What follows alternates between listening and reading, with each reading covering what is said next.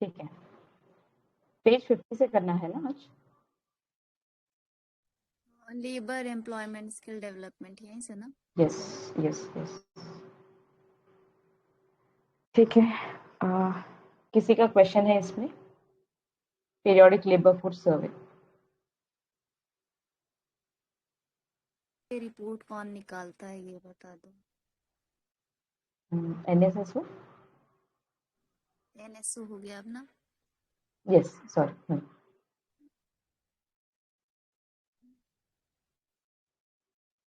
Right, ठीक है, और कोई क्वेश्चन किसी का? रिकॉर्ड पे डाल दिया क्या? हाँ डाल दिया। ठीक है। Niti, I think there are not many people. I'll keep reading. Will that be okay? चलेगा आपको? या जहाँ क्वेश्चन Because पूछना होगा वहाँ आई विल हाँ आस्क, हाँ ओके? हाँ, because there's no point. आज भी इसका सेशन skip करना पड़ेगा because if we have not come prepared, तो संजय मार सेशन तो डालेगा। conduct करना है। नहीं, Yes, संजय मार डालेगा, कल ही वो था। absolutely, हाँ हाँ हाँ, exactly. ठीक है.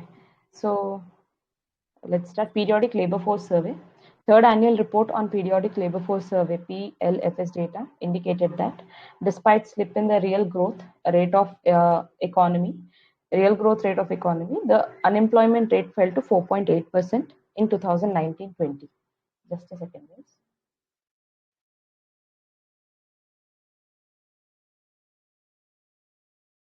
Okay.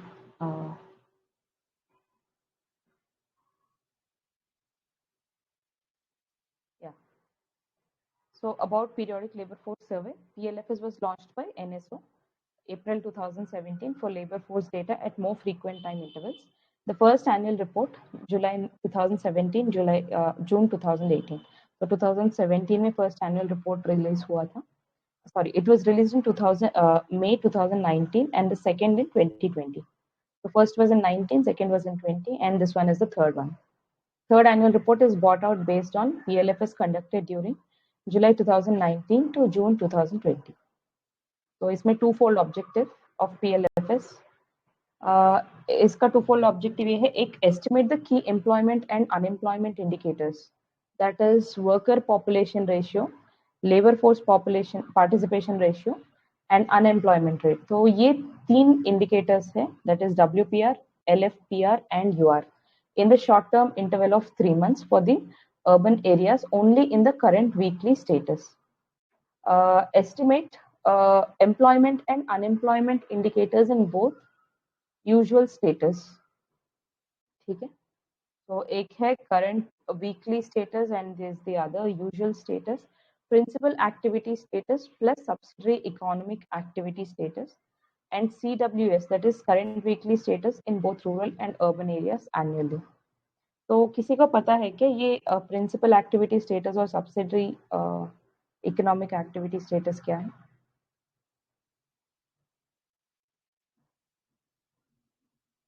Anybody is here? ठीक है, नहीं, इसका कोई आइडिया नहीं है। ठीक है. प्रिंसिपल एक्टिविटी, मुझे लगता है प्रिंसिपल एक्टिविटी जैसे अगर एग्जाम्पल के लिए ले लें कि एग्रीकल्चर को प्रिंसिपल एक्टिविटी कर रहा है तो उससे रिलेटेड बाकी जो है वो सब्सिडरी इकोनॉमिक एक्टिविटी में आएंगे। इसी तरह अगर मैन्युफैक्चरिंग प्रिंसिपल एक्टिविटी है तो उससे रिलेटेड और कुछ आगे का जो काम होगा वो सब्सिडरी इकोनॉमी एक्टिविटी, मतलब लॉजिक लगा रही हूँ। ओके, तो एक बार ये फॉर्मूले देखें ना, LFPR, labour force participation rate, this is number of employed person plus number of unemployed person by total population, employed plus unemployed. Hello,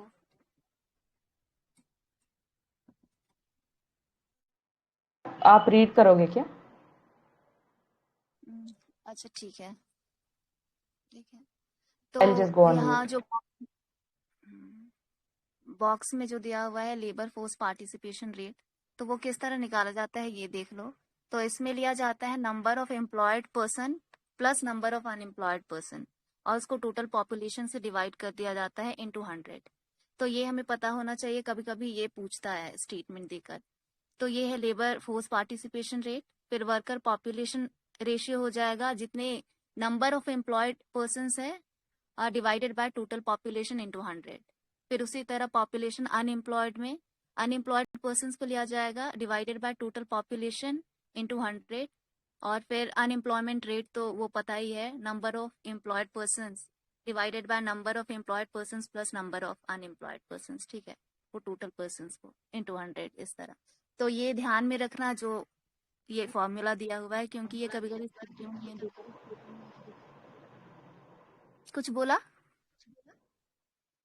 नहीं नहीं थी। कोई डिस्टरबेंस आ रही है क्या?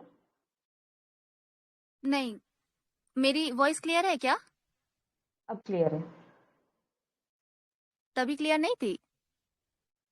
Very for a very minute second वो हो गया था, but otherwise it was clear. Okay हाँ, तो फिर यहाँ उसके बाद है categories on workforce by PLFS. तो यहाँ इन लोगों ने बताया है दीप्ति कुछ कह रहे हैं? एक minute, I just put my self on mute, शायद मेरे वजह से। तो ये सेल्फ एम्प्लॉयड जो इंक्लूड करता है जो खुद का काम स्टार्ट कर रहे हैं वो लोग, फिर एम्प्लॉयज भी होते हैं, फिर unpaid helpers in family enterprises, तो ये होते हैं सेल्फ एम्प्लॉयड। फिर own account workers run small enterprises without hiring any labour.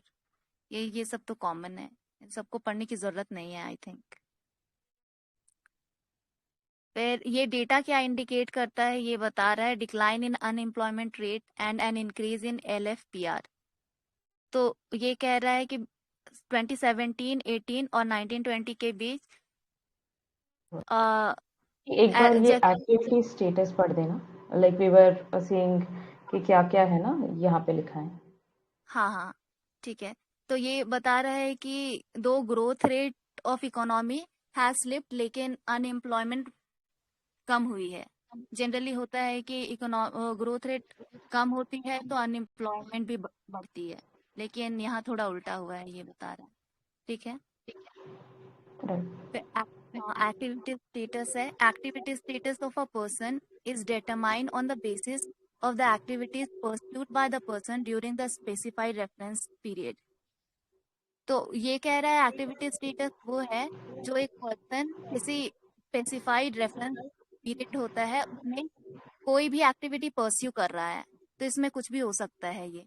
तो इसको कैटेगरी में डिवाइड किया गया है। यूजुअल स्टेटस क्या होता है, करेंटली वीकली स्टेटस क्या होता है, प्रिंसिपल एक्टिविटी स्टेटस क्या होता है, सब्सिडरी इकोनॉमी एक्टिविटी स्टेटस क्या है। ये सारा पढ़ूं? एक बार पढ़, लाइक ठीक है। Is it not important? नहीं है, लेकिन है मतलब मतलब एक बार देख लेते क्या है ये। तो यूजुअल स्टेटस क्या होता है, when the activity status is determined on the basis when the activity status is determined on the basis of reference period of last 365 days preceding the date of survey। तो सर्वे से जो immediate पहले 365 days का जो period है उसमें वो क्या काम कर रहा है, कौन सी एक्टिविटी वो परस्यू कर रहा है, तो वो यूजुअल स्टेटस हो गया। उसी तरह करंट वीकली स्टेटस में 7 दिन पहले, सर्वे के 7 दिन पहले वो कौन सा काम कर रहा है उसे कहते हैं current weekly status. Principal activity status हो गया अपना ज्यादा से ज्यादा टाइम 365 डेज में उसने किस काम में बिताया है, that is principal activity status. और सब्सिडरी इकोनॉमिक एक्टिविटी, अच्छा यहाँ दिया हुआ है तो मैं वो गलत कह रही थी, ठीक है, पहले वाला। सब्सिडरी इकोनॉमिक एक्टिविटी स्टेटस है activity status in which a person, in addition to his her usual principal status, performs some economic activity for 30 days or more for the reference period of 365 days preceding the date of survey। तो ये कह रहा है कि जो usual status था कि सर्वे के पहले 365 डेज में उनका प्रिंसिपल ज्यादा टाइम उसने किस पे बिताया है, और उसके अलावा 30 दिन ऐसी एक्टिविटी जो लगातार नहीं लेकिन 30 दिन तक किया हो, वो सब्सिडरी इकोनॉमिक एक्टिविटी में आ जाएगी।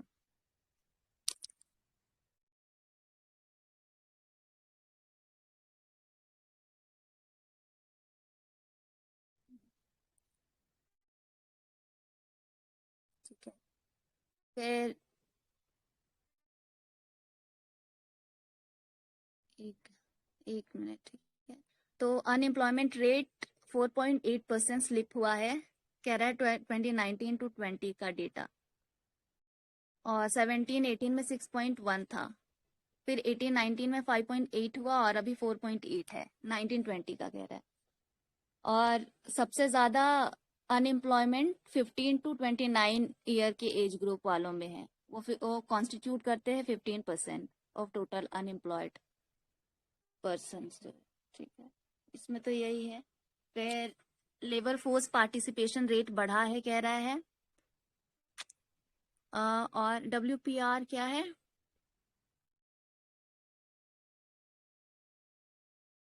वर्कर्स पॉपुलेशन रेशियो, वर्कर्स यही था ना? पॉपुलेशन रेशियो, हाँ।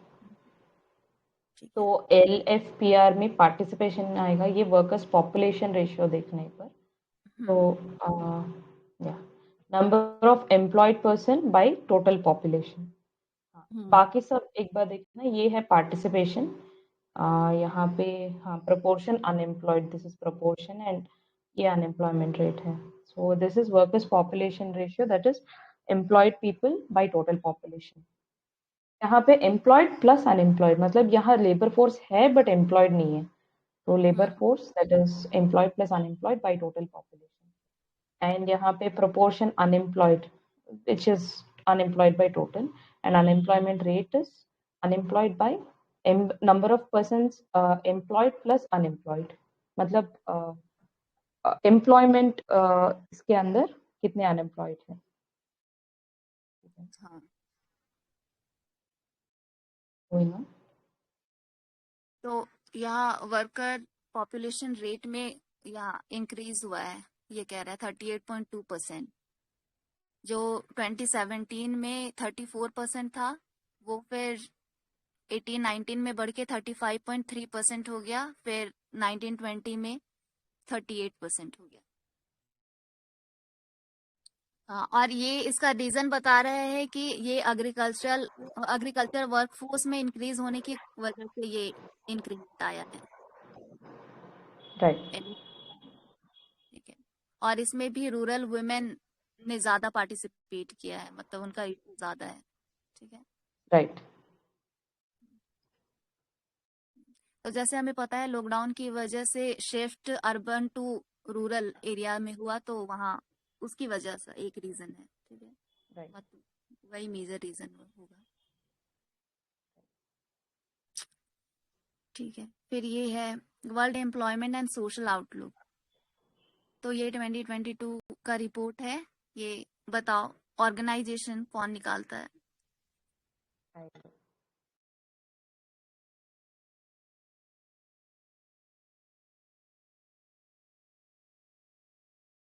इंटरनेशनल लेबर या ILO निकालता है। ठीक है, तो की हाइलाइट्स इसमें है, global unemployment is projected to stand at 207 million in 2022। तो 2019 लेवल को सरपास कर दिया है कह रहा है। राइट। फिर 30 million adult fail into extreme poverty, जो इनका लिविंग स्टैंडर्ड है $1.9 से भी कम है। राइट।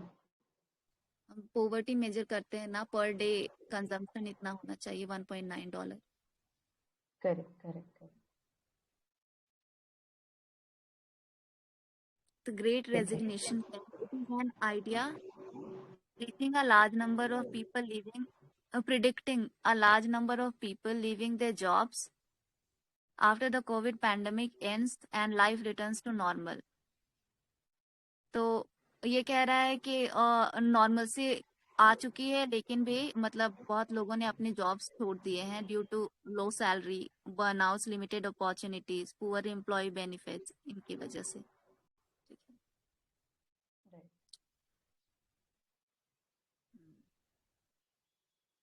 तो वर्ल्ड मैं यूथ पढ़ूँ क्या यहाँ से? हाँ पढ़ो। ठीक है, बस एक बार बोल देना, if at all my voice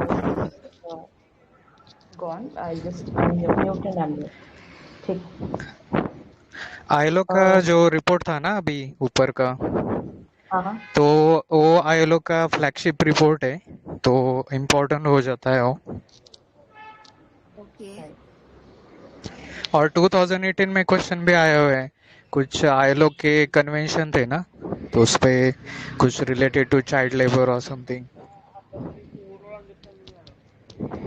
वो भी एक बार देख लेना। अच्छा, yes yes yes, convention numbers ना। हाँ, आई थिंक 8 टोटल कन्वेंशन है आईएलओ के, उसमें से 6 इंडिया ने मतलब रेटिफाई किए हुए हैं। वो एक बार देख राइट लेना, वो थोड़ा सा इम्पोर्टेंट है, पीवाईक्यू है उस पे। राइट। अच्छा, उसका आईएलओ का जो कन्वेंशन है, एम्प्लॉयमेंट पॉलिसी कन्वेंशन, वो इंडिया ने रैटिफाई किया है या क्वेश्चन है? किया है ना। किया हाँ, है किया। I think. हाँ, किया। राइट। और इंडिया की अपनी नेशनल पॉलिसी, हाँ, नेशनल एम्प्लॉयमेंट पॉलिसी है या नहीं?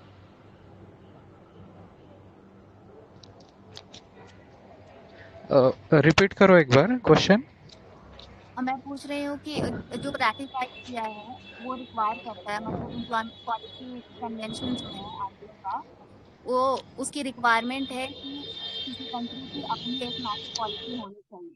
तो इंडिया की अपनी नेशनल एम्प्लॉयमेंट पॉलिसी है क्या?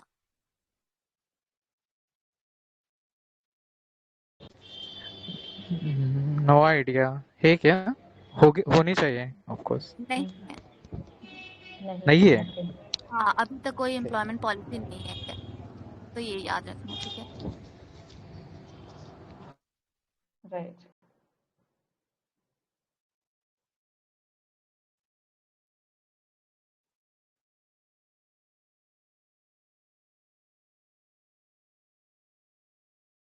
Continue.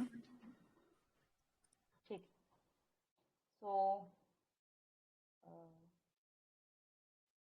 recently Indian Prime Minister addressed the nation on World Youth Skill Day 2020. So World Youth Skill Day in 2014, the United Nations General Assembly declared June 15th as World Youth Skill Day to celebrate the strategic importance of equipping young people with skills for employment, decent work and entrepreneurship. This year the theme is reimagining youth skills post-pandemic. So the theme is reimagining youth skills post-pandemic. The significance of the day. It aims to achieve the Incheon Declaration, important है, Education 2020, which devotes considerable attention to technical and vocational skill development. Deepti, आप पढ़ रहे हो? ये आवाज नहीं आ रही थी क्या? नहीं, मतलब मुझे तो नहीं आ कहाँ रही से? है, बाकी लोगों को आ रही है क्या? नहीं नहीं, शायद तो म्यूट पे था। नहीं अच्छा, ठीक है, कब कहाँ से पढ़ना, like you know where did you lose my voice? शुरू से। ठीक है. So recently, Indian Prime Minister addressed the nation on World Youth Skill Day. 2014 में UN General Assembly declared July 15th as World Youth Skill Day to celebrate the strategic importance of equipping young people with skills for employment, decent work and entrepreneurship. इस year का theme क्या है? Reimagining youth skills post pandemic. Significance of the day, guys. अगर if you lose my voice in between, just बोल देना. You don't have to wait. Sure. Okay. So it aims to achieve the Incheon Declaration Education 2030, which devotes considerable attention to technical and vocational skills development and elimination of gender disparity. So what does Incheon Declaration do? It devotes considerable attention to technical and vocational skills, skill development, elimination of gender disparity, and ensuring access for the vulnerable. All right. It provides a unique opportunity for dialogue between young people, technical and vocational education and training (TVET) institutions, firms, employers and workers organizations, policymakers, and development partners. So, dialogue between young people and technical and vocational education and training (TVET) institutions. So, TVET, role of TVET. Equip youth with the skills required to access the world of work, including skills for employment, Then improve responsiveness to changing skill demands by companies and communities, increase productivity and increase wage levels, reduce access barriers to the world of work, for example, through work-based learning and ensuring that skills gained are recognized and certified, offers skill development opportunities for low-skilled people who are under or unemployed, out of school youth and individuals not in education, employment and training NEETs. Key highlights of event: Jan Shiksha Sansthans.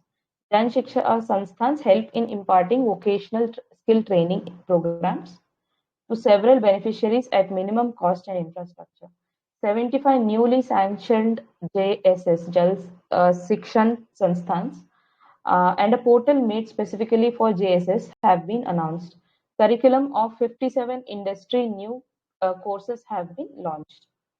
So going online as leaders, GOAL, goal are helping tribal population, ये tribal population के लिए, with areas like art and culture, handicraft, textile, and digital literacy among tribal areas, leading to entrepreneurship development among the tribal population. Then there is One Dhan Yojana, effectively connecting the tribal society with new opportunities. What are the initiatives taken by the government for the skill development of youth? एक है प्रधानमंत्री कौशल विकास योजना PMKVY.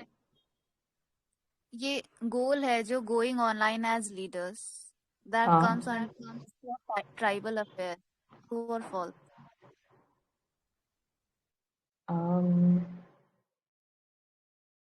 Okay, this is नहीं. I think skill development क्या आएगा अंदर आएगा? नहीं, मिनिस्ट्री ऑफ ट्राइबल अफेयर. अच्छा, मिनिस्ट्री ऑफ ट्राइबल अफेयर्स. और ऊपर जो जन शिक्षण संस्थान था ना, उसे हाँ ये पहले मिनिस्ट्री ऑफ HRD था जो अब स्किल डेवलपमेंट हो गया है. ठीक है. ठीक है.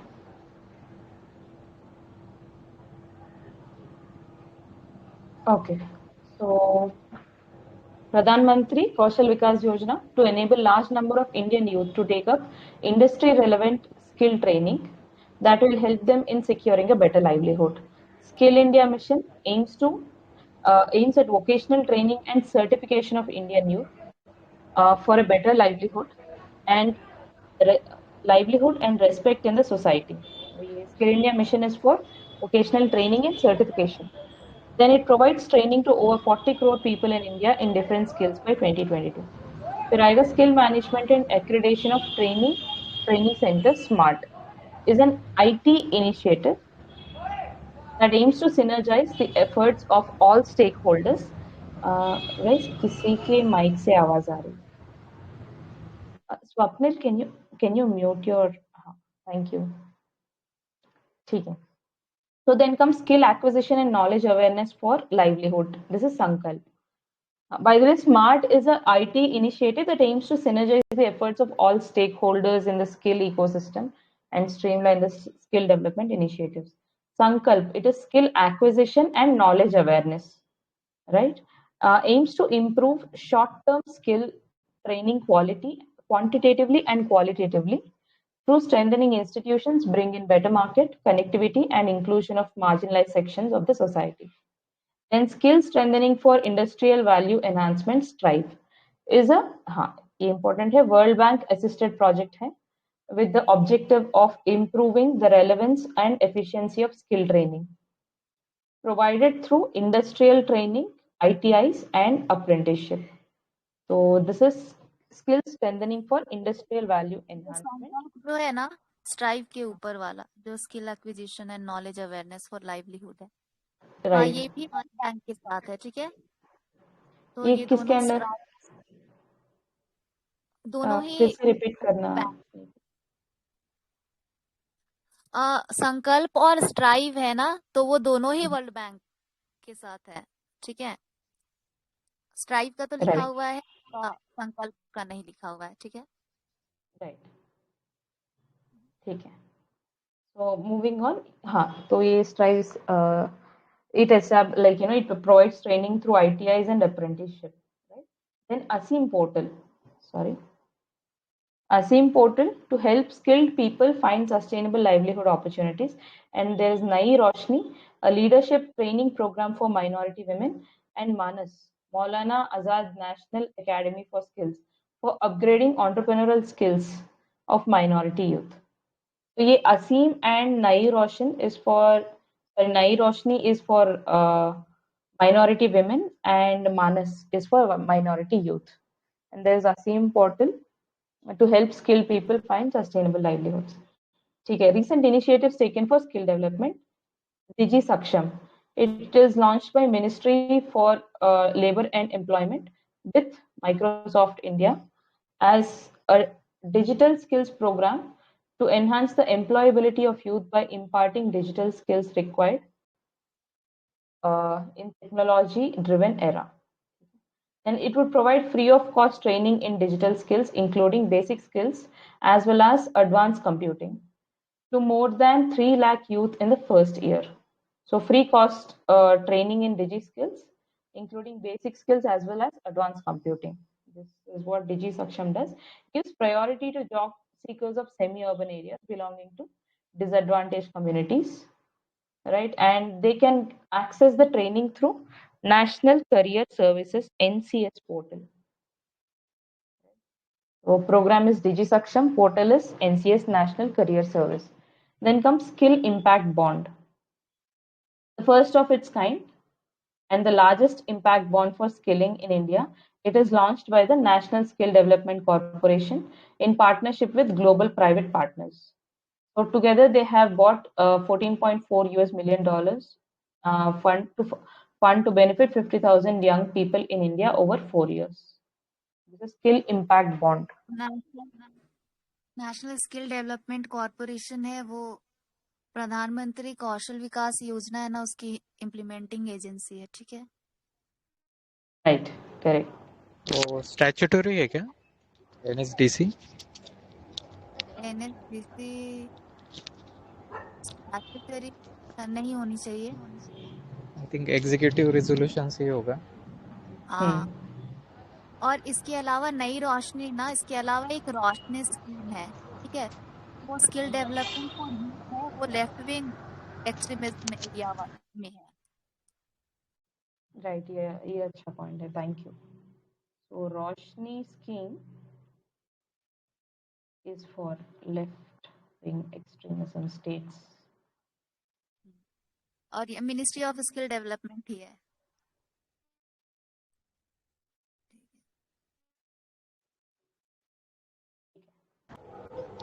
सिविल सर्वेंट्स के ट्रेनिंग के लिए एक सेंट्रल गवर्नमेंट ने एक प्लेटफॉर्म लॉन्च किया था डिजिटल लर्निंग के लिए, वो क्या है? हाँ, याद नहीं है यार, हाँ, इसी पीडीएफ में था। ओके, कर्मयोगी नाम से था वो। Karmayogi, super, very nice, right, correct, वही है।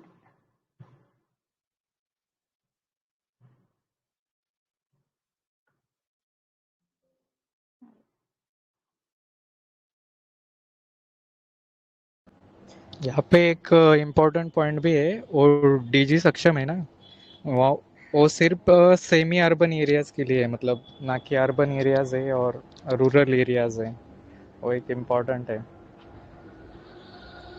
डिसएडवांटेज कम्युनिटीज के लिए। करेक्ट, या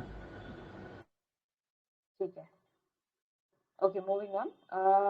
then this is skill impact bond हमने देख लिया, लाइक यू सेड। हाँ, and this is first of its kind largest impact bond for skilling launched by NSDC and in partnership with global private players. Skill impact bond. इतनी वो clear नहीं है। Clear है? हाँ, अब क्लियर है। Right. Then there is National Apprenticeship Training Scheme, NATS. So this is under Ministry of Education. 1-year program equipping technically qualified youth with practical knowledge and skills required in their field of work.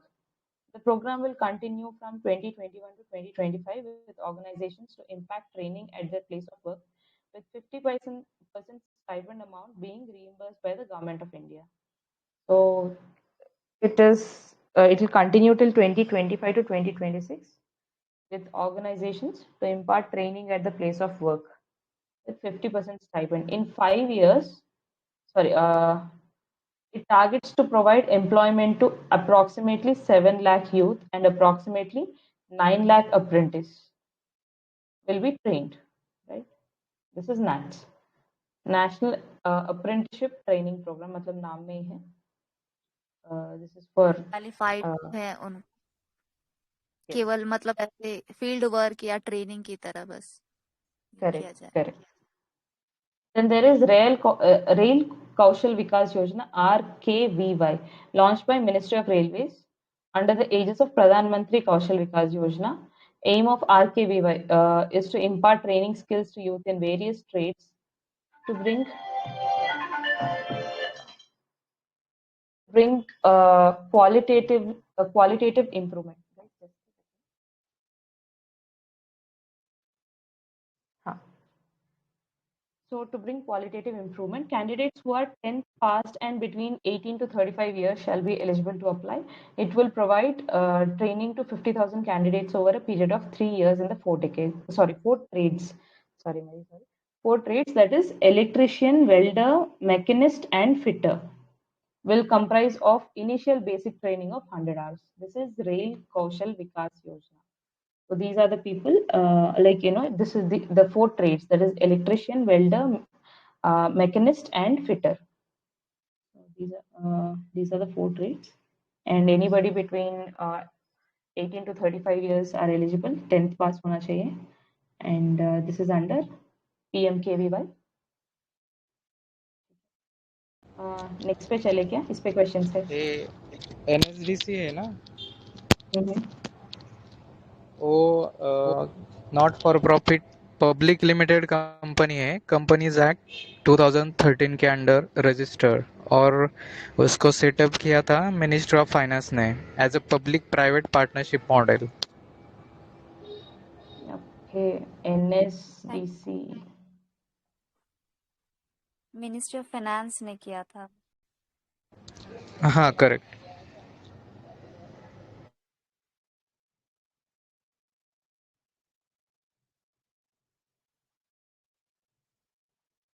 Companies Act 2013, right?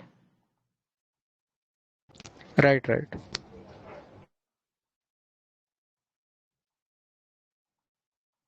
Right. Any questions in this? या फिर next पे चले? हो गया ना, next पे चलते हैं. ठीक है. So innovation and entrepreneurship, Ministry of Heavy Industries launched 6 technology innovation platforms, right? Recently, Ministry of Heavy Industries launched 6 technology innovation platforms for the development of technologies for globally competitive manufacturing in India. तो क्या है ये significance of platforms and इसके 4 pillars हैं. तो एक बार ऐसे देख लेते हैं. Significance of innovation platforms provides connectivity and knowledge integration, facilitate skill development, promote collaborative R&D, indigenization of technologies and a self-reliant India, and knowledge repository and knowledge exchange. Then इसमें four pillars of these platforms is R&D centers, PSUs and universities which develop these technologies, and industry seeking technology development, and academia and students who host the development process. तो एक है R&D, फिर PSUs और universities के बीच में, like they collaborate with each other and develop these technologies. And then industry seeking technology development, मतलब not any technology but which is useful for industry, and academia and students who host the development process. Then platform क्या है? Drishti, Central Manufacturing Technology Institute, Bangalore, right? And focus on machine tool sector. Then there is Technology and Innovation Platform, HMT, in association with IISc Bangalore, import reduction in machine tool sector, right? Import reduction in machine tool sector. ये technology है, innovation platform है ना, इसका नाम surge है. Okay. Acha. What is the spelling? SURGE. SURG. GE surge. अच्छा. Okay. इसका full form? Full form नहीं पता, लेकिन इसे अच्छा. सर्च, जब मैंने सर्च ठीक किया है. था नाम सर्च दिखला रहा था. Right, right. ठीक है, we'll come back to this. फिर then comes संरचना. संरचना a digitally enabled platform. ये BHEL का है and its focus is renewable energy and power electronics sector. फिर KITE, this is knowledge integration for technology enrichment. IIT Madras का है. Virtual reality, automation, advanced manufacturing and technology, manufacturing technologies and robotics. ये aspire हम बहुत बार सुनते आए हैं. Automotive solution portal for industry research and education. International centre for automotive technology, ये इनका प्लेटफॉर्म है. And then focus is automotive technology. Then टेक्नोनोवस, sorry Technovus, this is developed by automotive again, the same, no sorry, Automotive Research Association of India, and इनका focus है sustainable mobility. बस I think ये word association है. क्या किसके लिए तो देख लेना एक बार. Drishti is for machine tool sector. It's developed by central manufacturing technology Bangalore technology institute. फिर technology and innovation platform HMT और IISc का कोलैबोरेशन है. इंपोर्ट रिडक्शन इनका, sorry, import reduction of machine tool इनका फोकस है. Then there is Sanrachna, BHEL का. Sanrachna is for renewable energy and power electronic sectors. Then there is kite, IIT Madras का. इनका बहुत सारे हैं focus areas. Virtual reality, automation, manufacturing technologies and robotics. Then aspire, automotive solutions portal for industry research and education. तो इनका focus है automotive technology. Then there is Technovus, इनका sustainable mobility है. Anything to be added here or should we move to the next one? I think इनका कोई fame नाम की भी स्कीम है इलेक्ट्रिक मोबिलिटी के लिए. Correct. वो एक बार देख लेना. और वो जो फाइनेंस मिनिस्ट्री के अंडर जो डिपार्टमेंट ऑफ पब्लिक एंटरप्राइजेस नया जो डिपार्टमेंट ऐड हुआ है, तो आई थिंक वो पहले हेवी इंडस्ट्रीज मिनिस्ट्री के अंडर ही आता था ना. ये अभी मुझे ऐड आइडिया किया ना इसे. लास्ट ईयर ऐड करा गया था इसके फाइनेंस के अंदर. करेक्ट.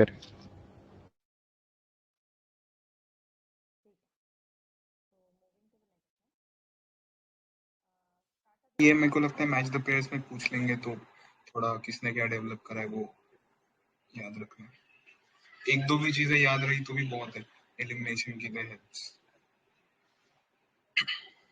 और तो बहुत दिनों से चला आ रहा है.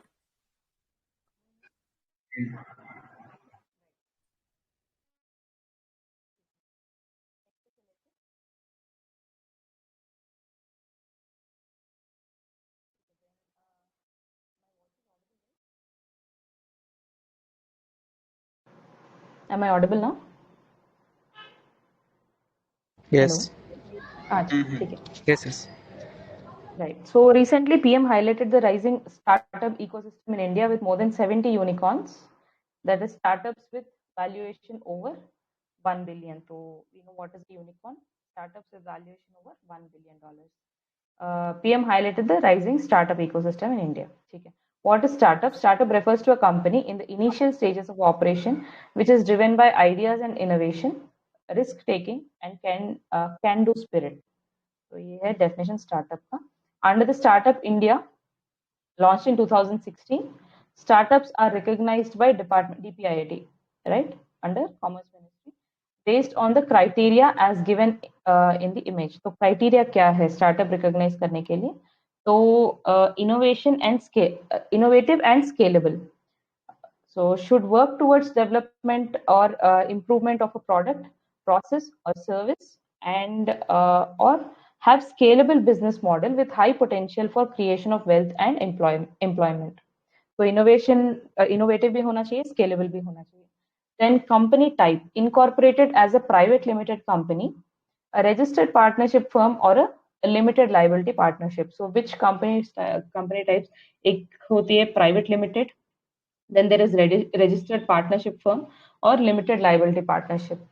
So these are the types. Then annual turnover क्या होना चाहिए? Should have an annual turnover not exceeding rupees 100 crore for any of the financial years since its incorporation. So less than 100 crore. Then original entity should not have been formed by splitting up or reconstructing an already existing business, right? Then company age, period of existing and operations should not be exceeding 10 years from the date of incorporations. तो ये है criteria for startups. एक तो 100 crore से कम होना चाहिए, एक first and foremost innovative and scalable, नया idea होना चाहिए. Then company type, in types के अंदर आएगा private, registered partnership, limited liability. So कोई these are the LLP types. और प्राइवेट लिमिटेड कंपनी में डिफरेंस बता दो. ओनरशिप राइट्स के बारे में है कुछ?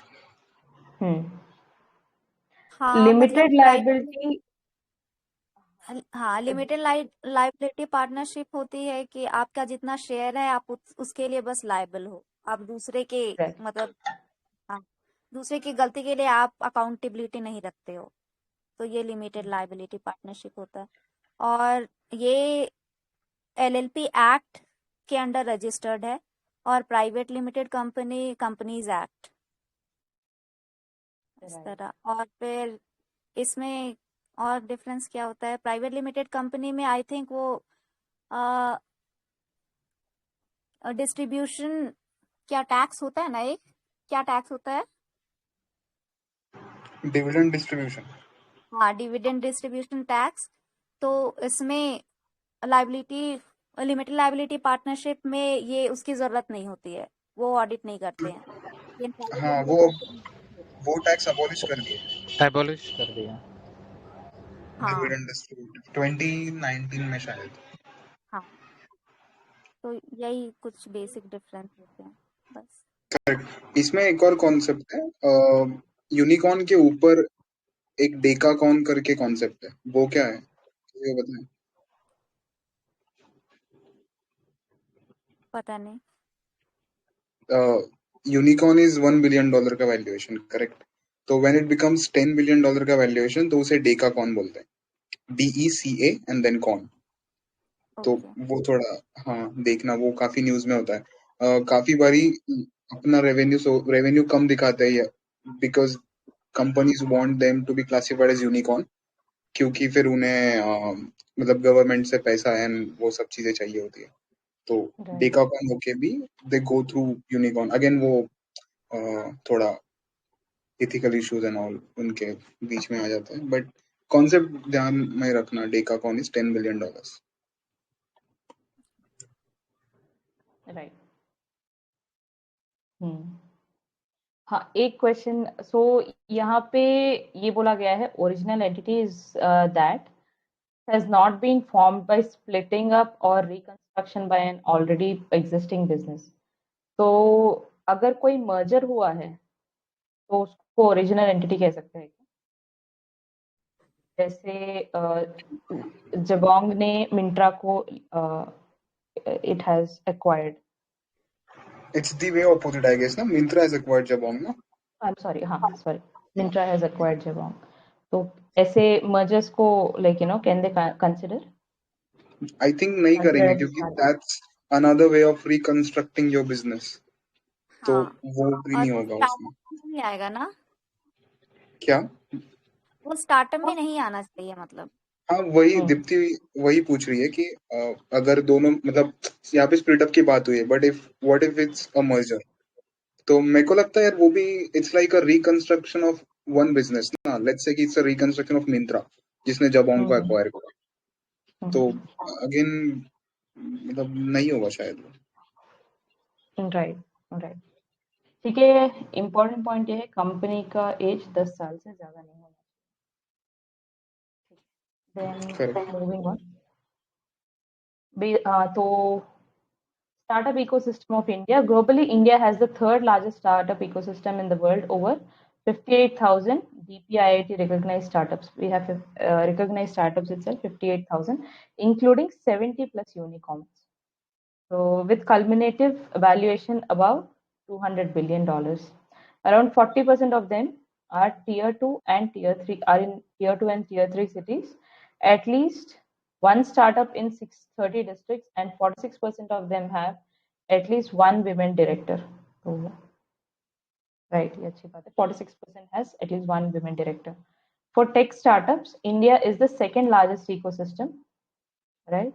With the growing technology-centric startups in health, education, agriculture, using technologies like Internet of Things, blockchain, artificial intelligence.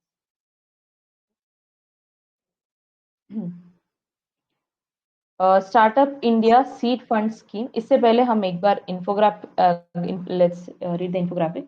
Startup ecosystem. तो इसमें क्या है? Ideas, inventions and research. Startups at various stages. Entrepreneurs, startup team members, then investors, mentors. So matlab, this is what the ecosystem contains: mentors, advisors, other entrepreneurial people, people from related organizations. फिर उसमें there's support for the startup ecosystem, there's support organization as well. There is research organizations, service providers, funding organizations, universities, and big companies, right? This whole thing contains startup ecosystem. एक question है about startups. अरे एक minute. हाँ, priority sector lending में आते हैं startups. Yes आते हैं. कितना देना पड़ता है पैसा?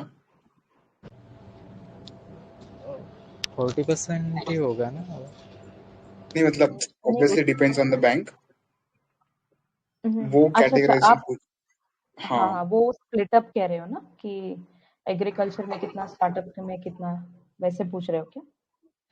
हाँ, वैसे होता है क्या एक्चुअली? हाँ होता है ना पीएसएल नॉर्म्स में. हाँ, अच्छा टोटल अच्छा. कितना 50, जैसे शेड्यूल कमर्शियल बैंक्स के लिए 50%, नहीं 40%. 40%. There are only two I think types. एक 40% है एंड एक 75% है. 75 करेक्ट. तो urban cooperative banks and rural वो आरआरबीज है, उनके लिए 75% है. करेक्ट. एनबीएफसीज. ठीक है. तो स्टार्टअप उसमें लास्ट ईयर ही ऐड करा गया था कोविड के टाइम पे, तो वो थोड़ा देख लेना याद. एंड अबाउट द फंड्स अभी. और इसमें एक इम्पोर्टेंट पॉइंट भी है, जो India is the third largest, means startup में पूरे स्टार्टअप कंसिडर किया जाए उसमें भी थर्ड लार्जेस्ट है, और सिर्फ यूनिकॉर्न में किया जाए तो उसमें भी थर्ड है आफ्टर यूएसए एंड चाइना. वही ऑर्डर है. यूएस एंड चाइना है. Correct correct. हाँ टेक्नोलॉजी स्टार्टअप में सेकंड है ना, ये डिस्टिंक्शन है. करेक्ट. हाँ मतलब बट आई सिर्फ थिंक यूनिकॉर्न लास्ट कंसीडर किया जाए, यूनिकॉर्न कंसीडर सिर्फ यूनिकॉर्न में भी वो थर्ड है, इंडिया थर्ड है आफ्टर यूएसए एंड चाइना. बोलो प्रसाद साहब अभी. हाँ, मैं आई वाज जस्ट सेइंग कि लास्ट ईयर कुछ एक फैक्ट आया था ना कि इंडिया में मतलब अगर हम स्टार्टअप बिजनेस की बात करते तो फास्टेस्ट स्पेस मतलब पेस जो है वो इंडिया में है कि मतलब हम सबसे ज्यादा या बिलियनियर्स ऐड कर रहे हैं थ्रू स्टार्टअप्स. तो ये एक फैक्ट था लास्ट ईयर 2021 के टाइम पे. तो अभी मतलब not really sure first quarter में क्या हुआ है 2022 के, बट लास्ट ईयर ये फैक्ट था. तो अगर it's a statement or something means में तो watch out for it.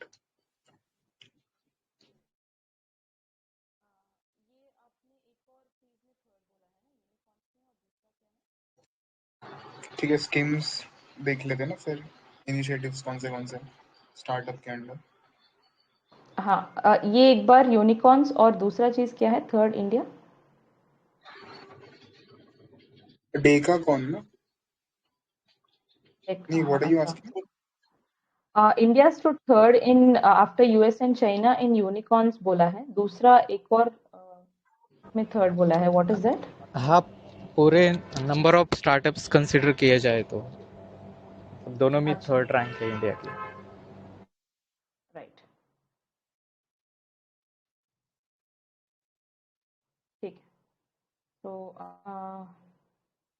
let's go to initiatives to strengthen startups and its ecosystem. यही से करना है ना.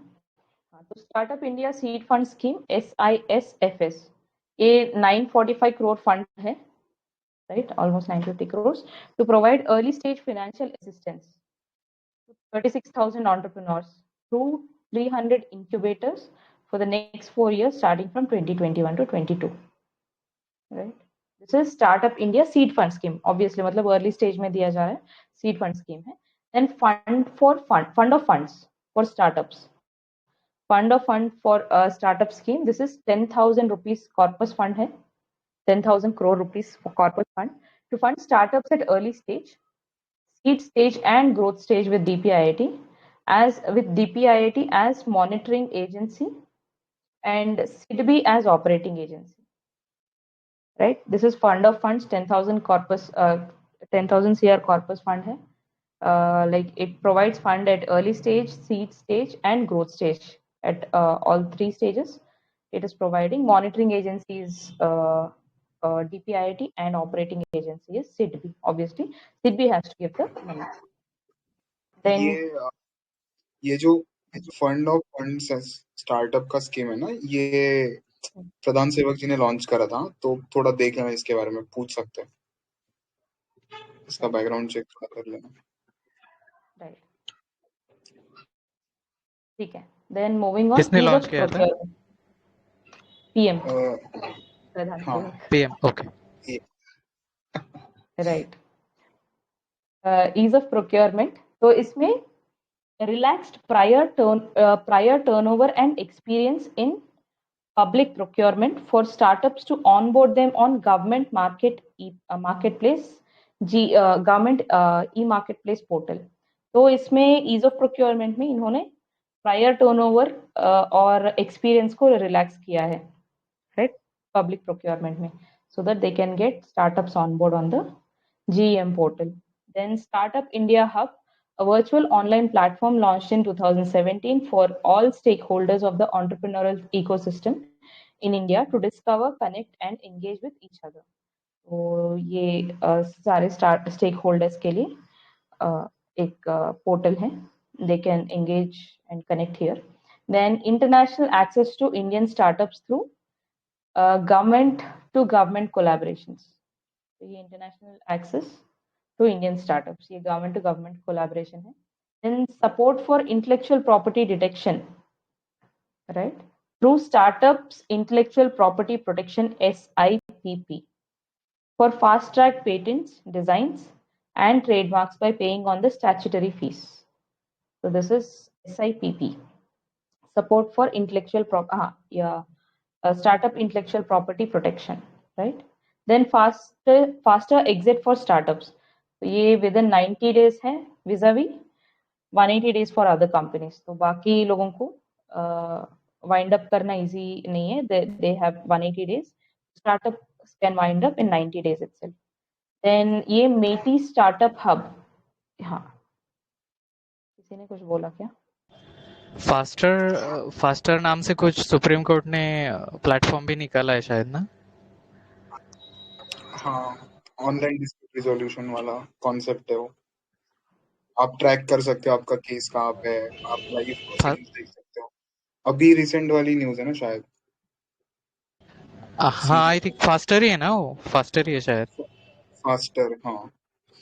मतलब ये जो फास्टर एग्जिट फॉर स्टार्टअप्स है, ये थोड़ा डिफरेंट कॉन्सेप्ट हो जाता है कि आप अगर रीपे नहीं कर पा रहे हो पैसा अपने इन्वेस्टर्स को, तो आप आईबीसी के थ्रू या सरफेसी के अंडर जाके इंसॉल्वेंट डिक्लेयर करो अपने आप को. देन रेगुलेटरी अप्रूवल्स मिलेंगे आपको, and then you'll exit from the market. ये वो वाला प्रोसेस है, faster exit for startups. Correct. Right.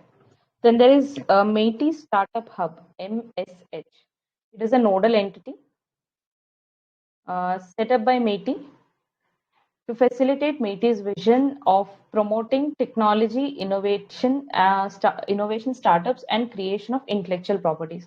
It acts as a national coordination, facilitation and monitoring center to integrate all the incubation centers. So इनका work ये है integrate all the incubation centers, startups and innovation activities.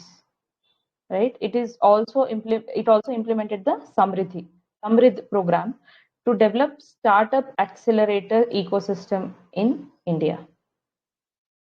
तो ये nodal entity मेटी का nodal entity है MeitY startup hub. This is also like collaboration वाला सारे stakeholders का कोलैबोरेशन. तो मतलब they connect incubation centres, startups, innovative activities of MeitY. Right. ये समृद्ध प्रोग्राम सॉफ्टवेयर प्रोडक्ट के लिए, ठीक है? क्या नीति? समृद्ध प्रोग्राम है ना, ये सॉफ्टवेयर प्रोडक्ट स्टार्टअप है, केवल सॉफ्टवेयर प्रोडक्ट्स के. Software product है, is what you're saying?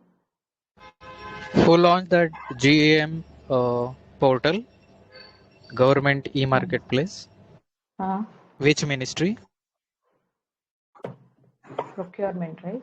Corporate affairs. Agriculture के अंदर है क्या? नहीं, ये गवर्नमेंट ई मार्केट प्लेस जैसे मतलब गवर्नमेंट के जो वो रहते हैं ना, पेपर, पेंसिल, प्रोक्योरमेंट, वो सब. तो एक जीएम पोर्टल है फिर एग्रीकल्चर के अंडर वाला, वो यही है ना? वो नाम है ना दिस. हाँ सॉरी एग्रीकल्चर के लिए नाम है. हाँ करेक्ट. तो सॉरी. ये मिनिस्ट्री ऑफ कॉमर्स ने लॉन्च किया था, ministry of commerce and industry. Right. किस डिपार्टमेंट के अंडर है? वो उसका आइडिया नहीं है एक्चुअली. अच्छा, ओके. वो ई-नैम पे सिर्फ डिस्प्ले करते हैं ना, आई मीन प्राइसेस कहाँ पे कितने हैं, उसमें प्रोक्योरमेंट तो नहीं होती शायद. I think. हाँ, ई-नैम पे प्रोक्योरमेंट नाम आप सेल कर सकते हो उसके थ्रू, ई-नैम के थ्रू. अच्छा, ओके. सेलिंग होती है उससे. हाँ मतलब वही है कि आप फिजिकली अपना प्रोड्यूस लेके जाओ, इससे अच्छा आप ई-नैम के थ्रू ट्रेड करो. मतलब आप नियरेस्ट वेयर हाउस को बेच सकते हो अपना प्रोड्यूस. अच्छा, वो इलेक्ट्रॉनिक वेयर हाउस रिसिप्ट लेके जाके फिर ट्रेडिंग कर सकते हैं, ऐसा? हाँ, लाइक अगर मैंने अपना प्रोड्यूस सेल किया तो मुझे एक ई वेयर हाउस रिसीट मिलेगा, that I can trade it on a commodities market. Correct. ये मतलब मैं थोड़ा गूगल कर रहा था इसके बारे में, जो सेकंड वाला स्कीम था. हाँ. तो उसमें एक इंटरेस्टिंग चीज ये है कि इन्होंने यहाँ पे बोला, दीदी थोड़ा ऊपर स्क्रॉल कर लो ना एक बार. हाँ, fund of funds for startup, इसमें ये था ना कि 10,000 करोड़ का कॉर्पस है, और ये बोला गया कि एट अर्ली स्टेज इन्वेस्ट करा जाएगा. तो गवर्नमेंट या फिर सिडबी ना खुद इन्वेस्ट नहीं करता है, ये पैसा जाता है वेंचर कैपिटलिस्ट को. जो जितना पैसा गवर्नमेंट से उनको मिलेगा उनको इंटू 2 करके पैसा स्टार्टअप में इन्वेस्ट करना होता है.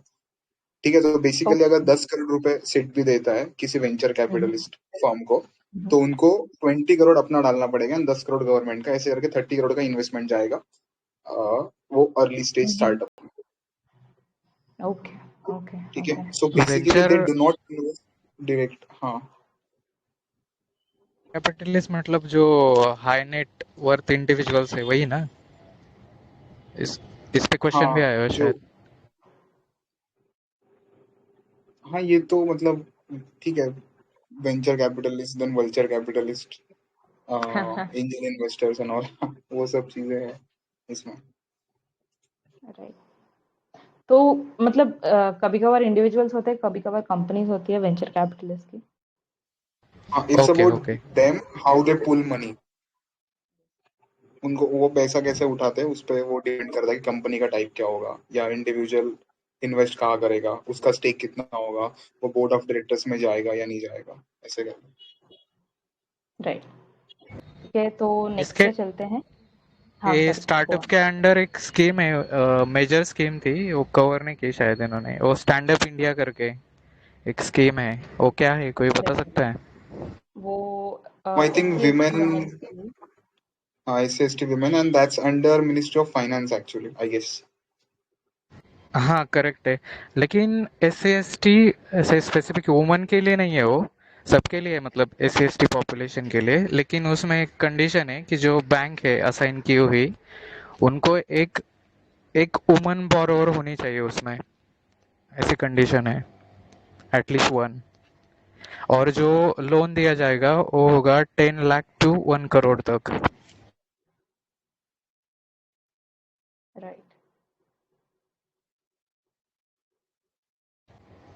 एक बार मिनिस्ट्री देख लेना, आई डोंट नो कि मिनिस्ट्री ऑफ फाइनेंस नहीं लॉन्च की है। Finance, sir, finance, फाइनेंस ही है, okay. for sure, finance. Right. तो SC/ST वाला पार्ट रिमूव कर लेना वहां से। अच्छा, ये सही नहीं है क्या? नहीं नहीं, नहीं एस सी नहीं एस टी की पॉपुलेशन के लिए है वो, लेकिन नहीं नहीं, स्पेसिफिकली वुमन के लिए नहीं है। हाँ आगे जो लिखा है ना, मैं वो बोल रहा हूँ, SC/ST वन women borrower। तो आई थिंक मतलब इसका मीनिंग ये हो जाएगा कि आप, आपके फर्म में कोई बंदी चाहिए जो SC/ST से होती है, इसलिए आई सेड रिमूव कर दो। ओ अच्छा नहीं हाँ। नहीं नहीं, अच्छा ठीक है, डन। हम्म। ठीक है, हाँ मूविंग ऑन। ठीक है, की concepts and information on labour employment and entrepreneurship. तो labour and employment, all India quarterly establishment based employment survey AQEES, यह quarterly establishment based employment survey. So designed to be an establishment based employment survey, AQEES is launched with the objective of collecting employment data on a quarterly basis from all the establishments to estimate the demand side condition of the labor market. Right? ये demand side conditions को देखने के लिए they have launched the survey. The AQEES has two parts: quarterly employment survey QES to provide the employment estimates for establishments employing 10 or more workers. Right? So this QES is to provide employment estimates for establishments employing 10 or more workers. Then Area Frame Establishment Survey AFES to provide employment estimates for establishments recruiting 9 or less. So QES is for 10 or more and AFES Area Frame Establishment Survey is for 9 or less. बस इतना ही है इसमें। किसी को कुछ add करना है क्या इसमें? ये QES है वो ऑर्गेनाइज सेक्टर के लिए है, और सेकंड वाला AFES है वो अनऑर्गेनाइज सेक्टर के लिए। ठीक है,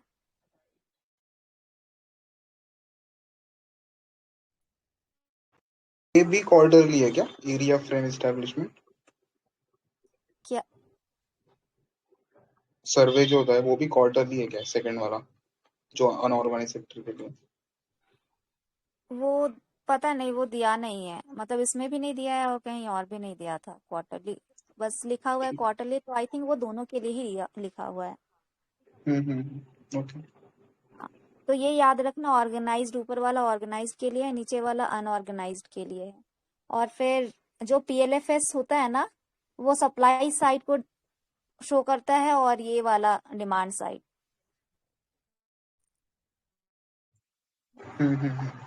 और टोटल 9 सेक्टर्स का डेटा कलेक्ट करते हैं। TLFS कौन सा कमेटी के रिकमेंडेशन से आया था? PLFS याद नहीं है। अमिताभ,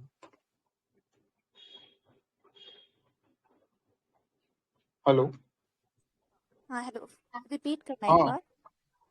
अमिताभ, अ, अमिताभ कांत करके है ना, CEO थे इसके, या है अभी, आई थिंक नीति आयोग के नीति आयोग। उनका था। ठीक है।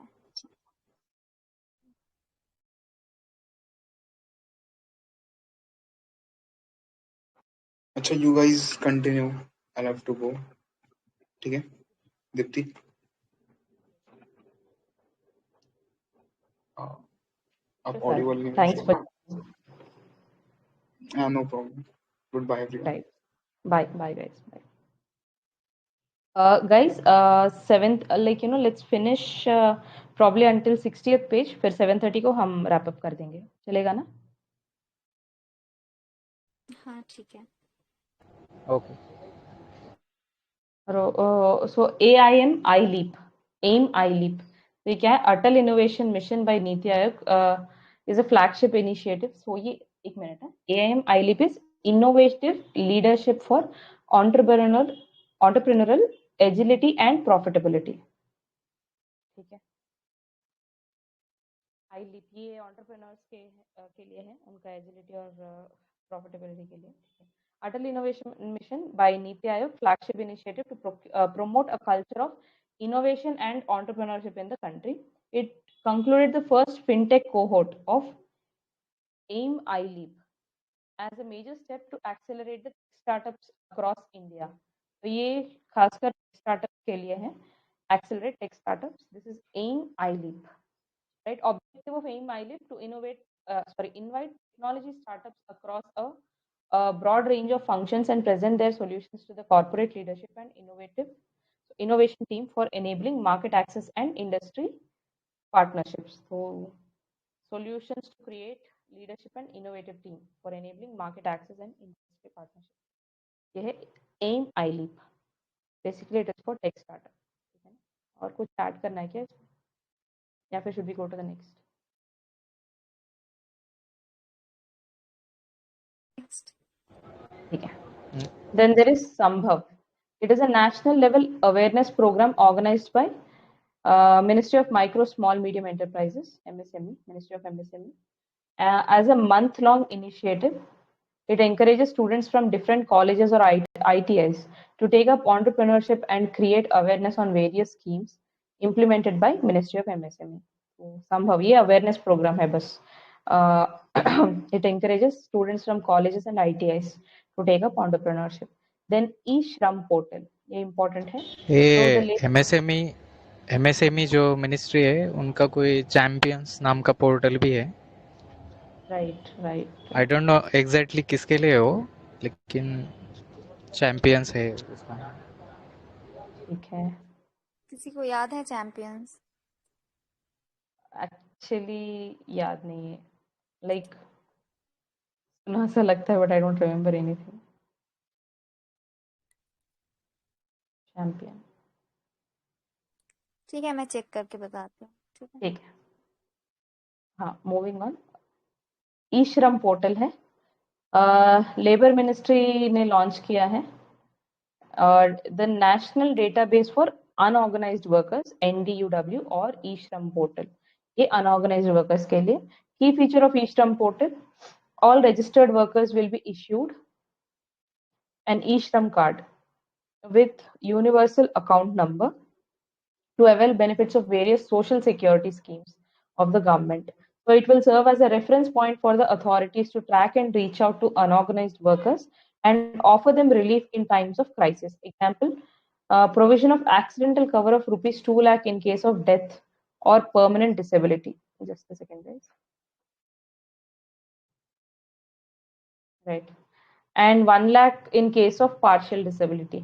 तो ये एक बार देख लेना ई-श्रम पोर्टल ये national database of unorganised workers है database authenticated with Aadhaar 97% coverage है 38 crore unorganized workers will be registered on e-Shram portal and construction workers, migrant workers, street vendors, domestic workers, milkmen, truck drivers, fishermen, agricultural workers ये भी देख लेना agricultural workers are also there in e-Shram portal and similar other workers to be covered. So registration starts from 26th August 2020.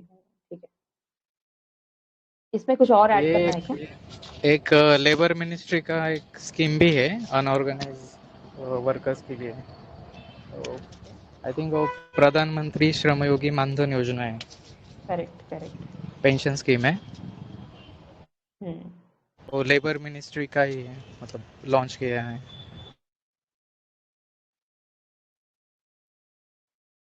Right ठीक है next पे चले क्या हाँ नेक्स्ट पे चलते हैं। ठीक है। So all India domestic workers survey, all India survey on domestic workers, AISDW.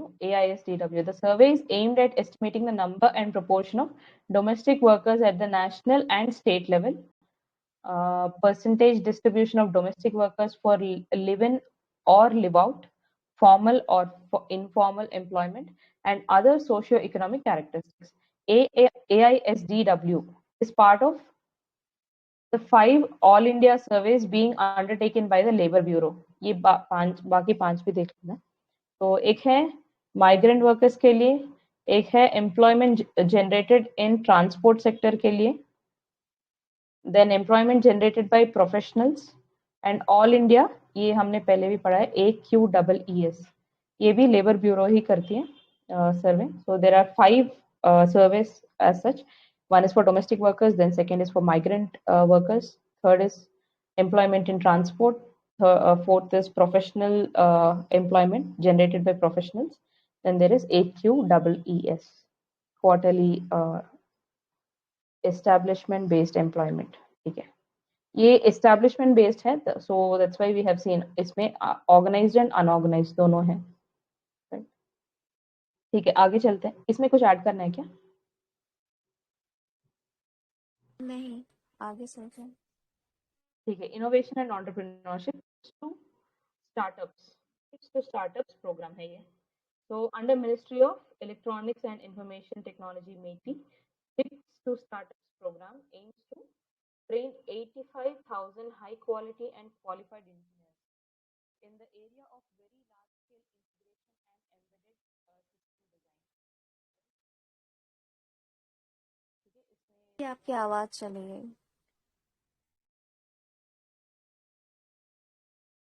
आ रही है? Is it audible now? हाँ अभी आ रहे हैं। ठीक है, तो यस वही yes. This is tips to startup, ये मेटी का प्रोग्राम है। It aims to train 85,000 engineers, highly qualified engineers in the area of very large scale integration and embedded system design. Under the program, applications are invited from 100 academia, research and development organizations, startups, and MSMEs to initiate projects in certain key areas including energy and environment, healthcare, agri, disaster management, etc. तो इन areas में, तो CDAC, ये CDAC का full form किसी को पता है? Centre for development of advance computing, यही है ना? सही है, correct. So will serve as the nodal agency. तो ये CDAC is a nodal agency for this. किसी और चीज का नोडल एजेंसी है क्या?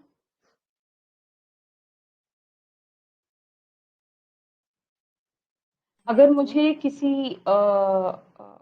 साइबर क्राइम को रिपोर्ट करना हो, मैं like where should I report my cyber crime?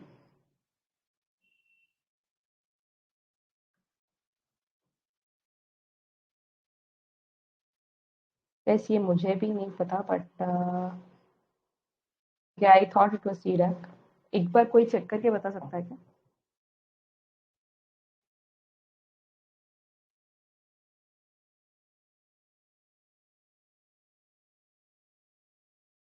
के बाद में देख लेंगे। ठीक है, fair enough। ठीक है, CDAC is the nodal agency for the program with IITs, NITs, and IIITs among the 100 academic institutions including. Right? Then government has also decided to celebrate 16 January as the National Startup Day. This is chips to startups। ये engineers के लिए, इनको मतलब train किया जाएगा large scale integration and embedded system design में। ठीक है, आगे चले क्या? इसमें कुछ ऐड करना है किसको? गवर्नमेंट ने कुछ नई न्यू सेमीकंडक्टर पॉलिसी भी निकाली है, वो भी देख लेना एक बार एग्जैक्टली क्या है वो। Right.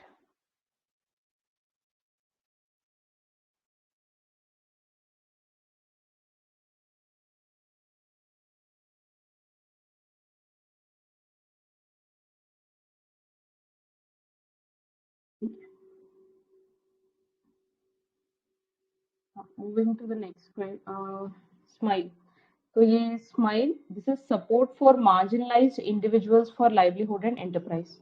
This is under Ministry of Social Justice and Empowerment has formulated an umbrella scheme Smile that will be launched soon. It covers welfare measures for both transgender persons and persons engaged in the act of begging.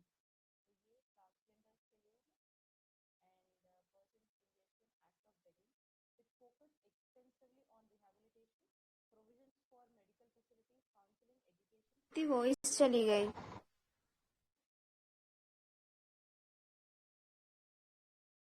आ रही है?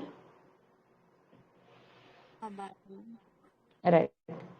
तो ये support for marginalised individuals for livelihood and interest, तो ये specifically transgenders और people involve in begging के लिए, the act of begging.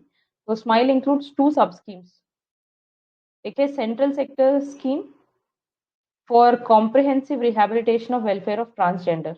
फिर centre sector scheme for comprehensive rehabilitation of begging. वही मतलब 2 सब स्कीम्स, एक है ट्रांसजेंडर के लिए, एक है persons engaged in begging. Then इसमें कुछ और ऐड करना है क्या? हाँ, एक दक्ष स्कीम है, पीएम दक्ष. ठीक है. Right. ये दक्ष कौशलता संपन्न हितग्राही, इस तरह नाम इस तरह है. वो मार्जिनलाइज पर्सन के लिए है.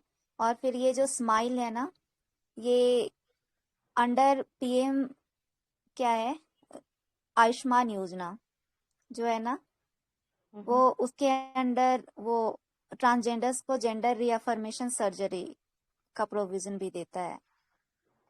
Okay, under पीएमजे.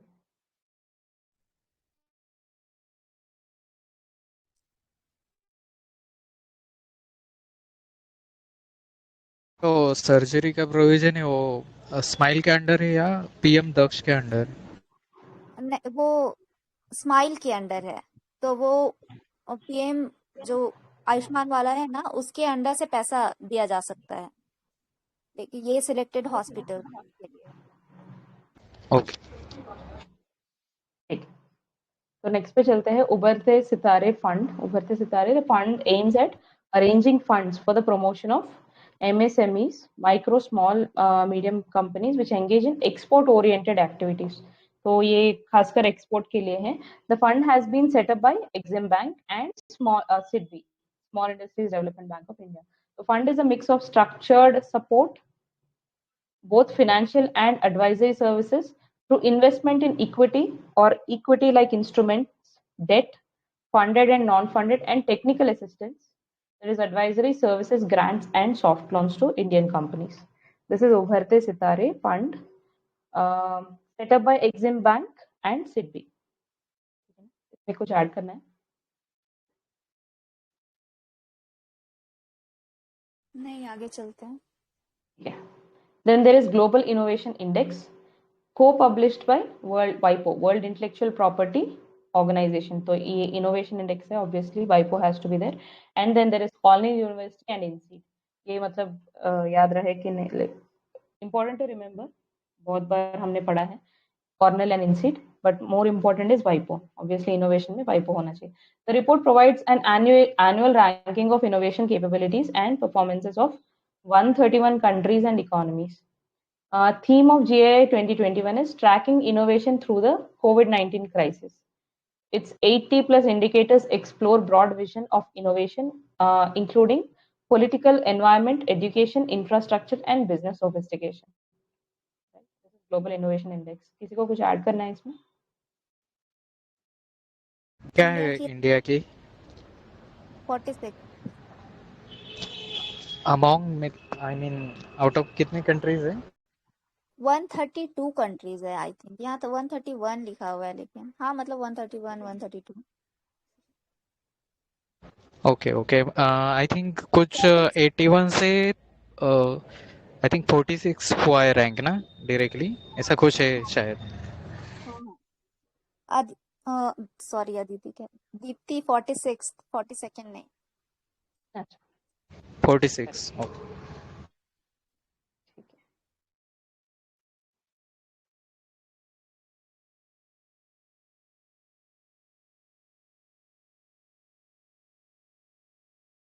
sorry guys. Though then there is India Innovation Index. There's Global Innovation and there is India Innovation Index. So who releases this? Niti Aayog with the Institute for Competitiveness, right? Then 13 measures innovation, 13 measures innovation inputs through enablers and innovation output as performance, with aim to create an extensive framework for continual evaluation of India's innovation environment. तो enabler parameters क्या है? एक तो innovation parameters है, दूसरा sorry enablers and innovation. हाँ, तो एक enabler parameters है, इसमें human capital है, investment, knowledge workers, business environment, safety and legal environment. Then performance parameters में knowledge output, knowledge diffusion, and based on states and UT scores, it recognizes opportunities and challenges and assists in tailoring government policies to foster innovation. So it takes these rankings into consideration to foster government policies, foster innovation through government policies. में ये मतलब parameters देख लेना. Enabler obviously human capital होगा, knowledge workers, business environment, safety and legal environment, तो ये enablers है. फिर performance, that is knowledge output and knowledge diffusion, ये परफॉर्मेंस आउटपुट के लिए. केस में कुछ ऐड करना है क्या? एक गवर्नमेंट का कुछ स्मार्ट इंडिया हैकाथॉन नाम से कुछ प्रोग्राम है ना इनोवेशन के लिए. एग्जैक्टली पता नहीं मुझे, लेकिन है वो इनोवेशन के लिए शायद वो. राइट. किसी को पता है क्या?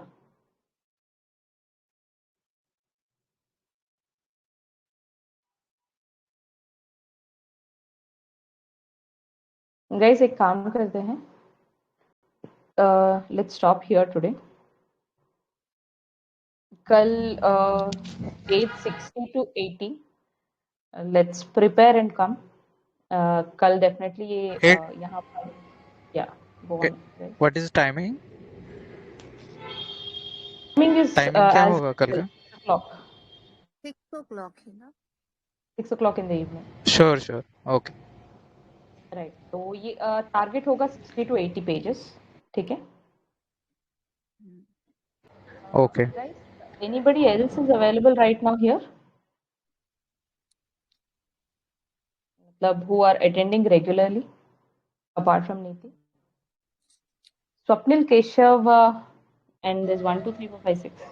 तो आप लोग रेगुलरली अटेंड कर रहे हो क्या? हाँ मतलब पीटी का रेगुलरली कर रहा हूँ मैं. लास्ट सेशन नहीं किया था. ओके. पीटी तो चलेगा स्वप्निल.